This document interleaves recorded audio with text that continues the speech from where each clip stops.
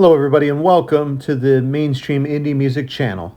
We talk about all things alternative and indie music, and this is going to be a nice break from the norm because on this channel, I definitely do notice that we talk about a lot of indie alternative bands from the mid 2000s. So think maybe early, so maybe 2003, 2004. And typically we wrap up around 2015, 2016 maybe. So it's kind of like an 11, 12-year window. And then at the very last video, we made a video about AI in music. And while I think the subject is important, and I'm glad at least we brought it up and talked about it, I was thinking about this a lot today in preparation for this video. I don't want to be too negative about current music or the direction music itself in the industry is going. And it's funny because then a friend of mine just last week recommended me to check out this band, Sammy and the Friends. And it was really, really interesting at first listen when I first heard a couple of the songs that they have, because it was similar, but it was different. You know, it had that mid 2010s alternative music style to it, but then all of a sudden it was like jazz was infused, and it almost seemed like a more electric version of the band Fox, which I covered on this channel before, but just a little bit more lively and more jazz included, maybe versus folk being included, which was the direction I think Fox went. So to begin talking about Sammy Ray and the Friends, let me kind of set the scene here.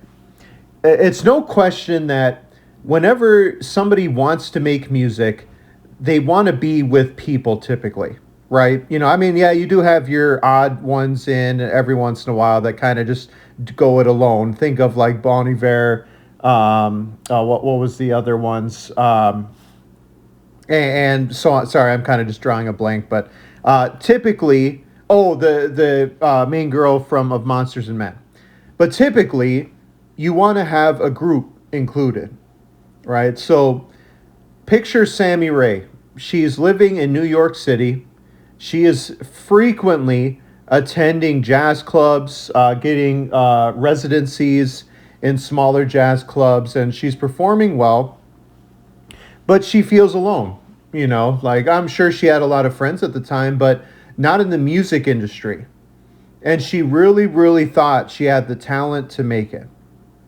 And so she started to push through those feelings of solitude and started to look around the music scene in the jazz area, specifically in New York City. And instead of kind of sticking to your traditional 3 or 4 piece band, Sammy had much greater aspirations than that 3 or 4 piece. Right away, she got a trumpet player. She did get a drummer, but also a keyboardist, and a small, not a very big, but a small band section to include in her group. It comprised the Friends, if I'm being completely honest with you. You know, Sammy had found the group of people that she was looking for. And not only that, they were all heading in the same direction. They all wanted a lively kind of sound that didn't stick to one genre, that it could genre hop very easily, just like jazz. You know, it can go one tempo one moment, and in the very next, even in the same song, it could be going anywhere. So after now she's had the talent herself, she's gathered the band around her. Of course, they had to start writing music and performing together was the very next step.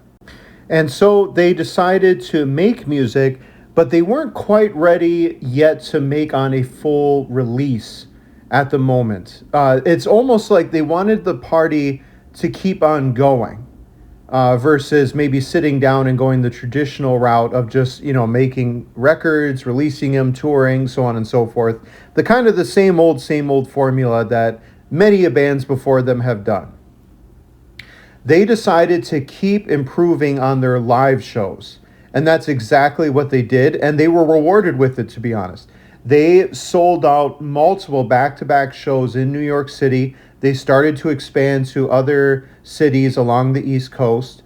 And it took them several years. Now, granted, COVID probably did play a part in their release schedule and kind of like the goals that they had, because they had been a group around the end of 2018, 2019, when everything first got started.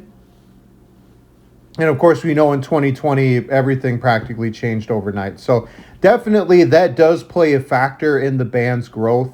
But when everything started to open back up again, they didn't again just kind of release an album, say like, oh, okay, here we are, let's get this out of the way. They still continue to tour and grow their band and their live performances.